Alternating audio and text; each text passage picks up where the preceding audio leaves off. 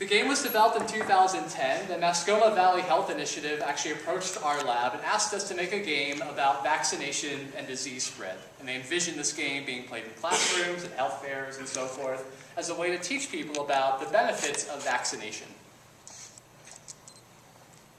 And here are the materials for the game, which I will pass out just in a few minutes. There's a basic mat, chips, cards. That's all there is to it. And here's how the game board looks. Basically, every space on the board represents a different person living in a community where an infectious disease has begun to spread. So the two red spaces in the middle are the two initial infections for this disease. So you start the game by placing 2 red chips on those spaces just to show they've been infected. So red chips in the game represent infection. The 6 yellow spaces you see, 3 on each side, represent vulnerable members of the community that can never be vaccinated safely.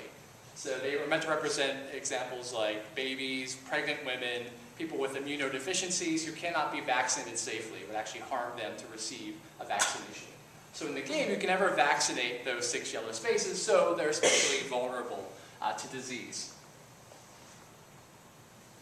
So in the game, you work together with your fellow players, and you take turns drawing cards from the deck. And there are 2 main types of cards, spread cards and outbreak cards. When you draw a spread card, it basically tells you what direction the disease has spread. So it spreads from every existing infection. And outbreaks, basically one random person in the community has contracted the disease, and you place an infection. You follow the directions in the card. That's where the color coding, the head and body color, come into play. So in this case, you'd have an outbreak with 1 space on the board that has a white head and a black body. So for example, if you draw a spread card, you basically, again, have the infection spread by 1 person from every existing infection. So if this were the first card drawn, and I were sitting facing the board this way, I would place an infection to 1 space to the right of those first 2 initial infections. So you see the 2 in the middle were the initial ones, then the 2 spaces next to it get the infection. It's spread to those 2 new spaces.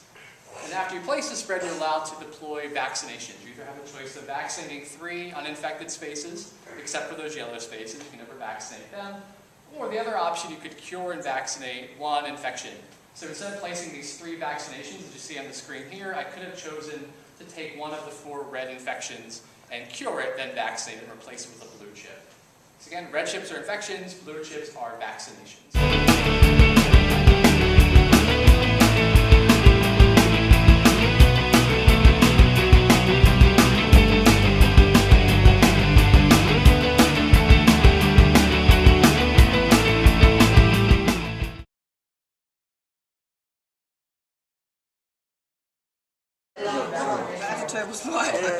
Why does it matter?